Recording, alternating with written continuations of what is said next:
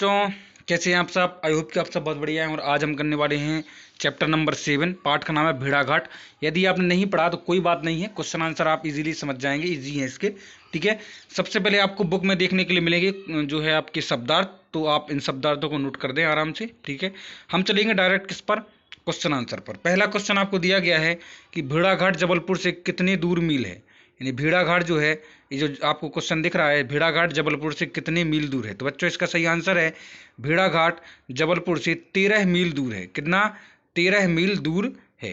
ठीक है, भेड़ाघाट जबलपुर से 13 मील दूर है। ओके, दूसरा क्वेश्चन है गौरी शंकर मंदिर किसने बनवाया। तो इसका सही आंसर है गौरी शंकर मंदिर जो है आपका, गौरी शंकर मंदिर त्रिपुरी राजघराने के महाराज कर्णदेव की महारानी अल्हड़ देवी ने सन 1155 से 56 विक्रमी में बनवाया।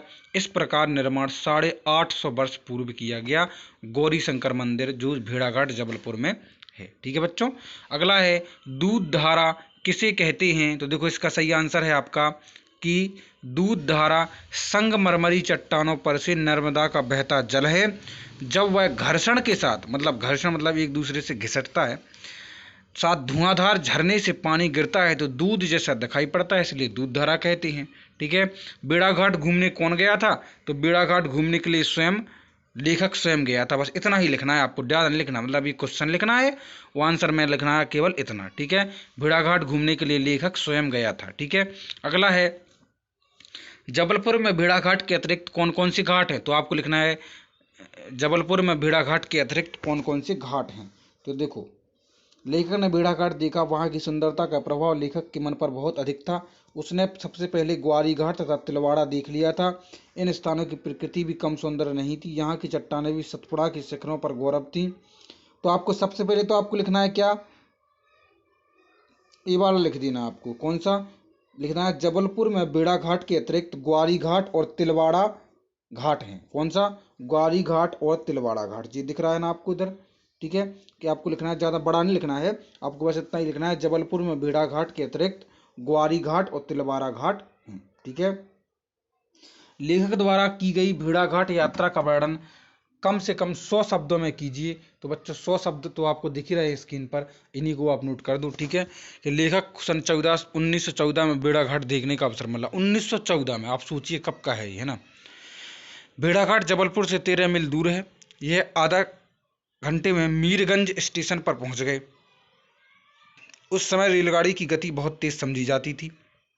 आधे घंटे में 13 मील। 2-3 अंग्रेजी अपने खान सामे के साथ बेड़ाघाट जाने के लिए मीरगंज स्टेशन पर उतरी थी।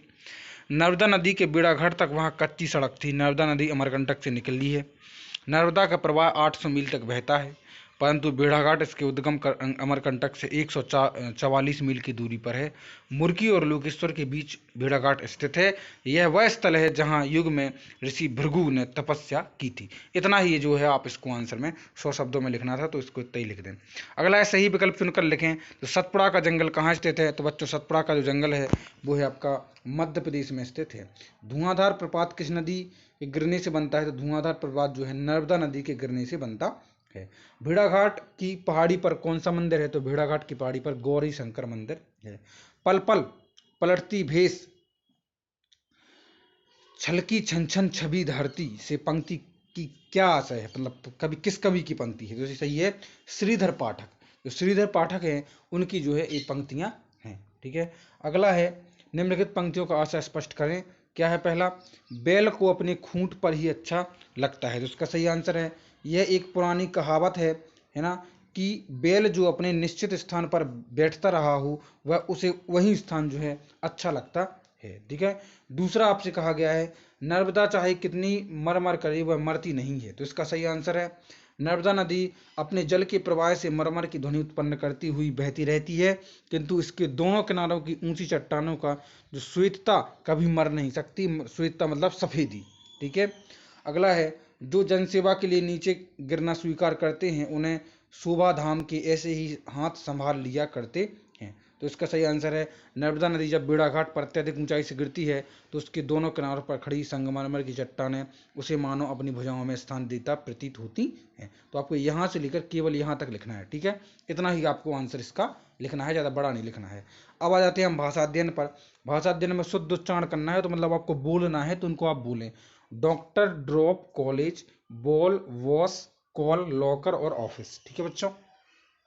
अब जो है आपको दिया गया निम्नलिखित शब्दों की वर्णमाला के क्रम में जमाइए। जैसे आपको वर्णमाला के क्रम में जमाना है, जैसे सबसे पहले आ वाला आएगा, फिर बड़ा आ, छोटा आ, मतलब छोटी बड़ी, छोटा बड़ा, ए आई ओ ऊँगा, का खा गा घा, इस तरह से आपको जमा देना है, जैसे डिक्शनरी में लिखी रहती है ना, अल्फाबेट टाइप। तो देखो उज्ज्वलता, सबसे पहले सन्यासी, नवरत्न, भेड़ाघाट, खूंट, बरसात, उज्ज्वलता, इसको सबसे पहले क्या लिखना है आपको, उज्ज्वलता, ठीक है। फिर किनारा, खूंटा, ग्वारी घाट, दर्शन, नर्मदा, नवरत्न, बरसात, भेड़ाघाट, मुलायम, रेती और सन्यासी, ठीक है। अगला है निम्नलिखित उदाहरण के अनुरूप दिए गए शब्दों का प्रयोग एक एक शब्दों में कीजिए। तो पहला है कालिदास, ठीक है। तो देखो इसका सही आंसर क्या हो सकता है, कालिदास, विक्रमादित्य और नवरत्न, ठीक है। निम्नलिखित उदाहरण के अनुरूप दिए गए शब्दों का प्रयोग एक एक वाक्य में कीजिए। तो कालिदास विक्रमादित्य की सभा के नवरत्नों में से एक थे। तीनों शब्दों का यूज एक ही वाक्य में करना है, ठीक है। तो देखो पहला है नगण्य, मूल्य, ईमानदारी, तो इसका आप लिखेंगे ईमानदारी से देखा जाए तो संगमरमरी चट्टानों की अपेक्षा चांदी का मूल्य नगण्य है, ठीक है। अगला है नर्मदा, जबलपुर, भेड़ाघाट, प्रकृति और चित्रण, तो इसका लिखेंगे नर्मदा के समीप, जबलपुर के समीप नर्मदा नदी के भेड़ाघाट का प्रकृति चित्रण लेखक ने बहुत ही मनोरम शैली में किया है। अगला है रात, पक्षी, घोंसला, तो देखो रात को पक्षी अपने घोंसलों में छिपकर धुआंधार की झरने की आवाज़ की घर घर सुनते हैं, ठीक है। शुद्ध शब्द छांटकर सामने के खाने में लिखना है। तो पर्वत, पर्वत और पर्वत, इसमें से आपको शुद्ध शब्द छांटना है। तो पहले का होगा पर्वत, ठीक है। आप इधर देख लें, 5-6 दिए गए हैं ना, तो 6 की आंसर ये सामने है स्क्रीन पर, इनको आप आसानी से नोट कर लें, ठीक है। अगले है कम से कम 2 अर्थ लिखिए जिन्हें अपने वाक्यों में प्रयोग करना है। तो आम मतलब होता है, देखो इधर दिए गए हैं, आम एक फल का नाम है, और आम मतलब होता है जनसाधारण, मतलब आम, नॉर्मल। तो वाक्य प्रयोग, आम फलों का राजा है, और जनसाधारण के लिए नेताजी ने आम सभा में भाषण दिया, ठीक है। काल मतलब होता है समय और मृत्यु, तो रामायण काल में लोग धर्मपरायण थे और सुनामी आने पर लोग काल कबलित हो गए, ठीक है। गति मतलब होता है चाल और अवस्था, तो रेलगाड़ी की गति तेज हो गई, उसकी गति बहुत खराब हो गई, ठीक है। अर्थ मतलब होता है धन और भाव, तो उसके कथन का अर्थ समझ में नहीं आया, भारत का अर्थव्यवस्था बहुत अच्छी है, ठीक है। तात मतलब होता है पुत्र और पिता, तो हे तात मेरे लिए जल लाओ, हे तात तुम कहाँ हो, ठीक है। इस तरह से आप इसको सब लिख सकते हैं। निम्नलिखित वाक्यांशों के लिए उनके सामने लिखे शब्दों में से उचित शब्द छांटकर लिखिए। उपकार मानने वाला, तो देखो इसका आंसर ये दिया गया है, हाँ, उपकार मानने वाले को आप मिला देंगे उप किससे, उपकार मानने का बला कृतज्ञ से, ठीक है। जो अनुकरण करने योग्य हो, अनुकरणीय, जो कम खाने वाला हो, अल्पहारी, अल्पहारी दिया गया क्या, इधर नहीं दिया गया, तो इसका आंसर होगा मितहारी, ओके। रोगी का इलाज करने वाला, तो उसके लिखेंगे आप चिकित्सक। जो सब कुछ जानता हो, उसके लिए लिखेंगे आप सर्वज्ञ।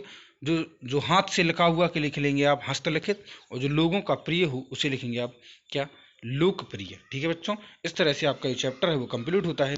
मिलते हैं अगले लेसन में, टेक केयर बच्चों।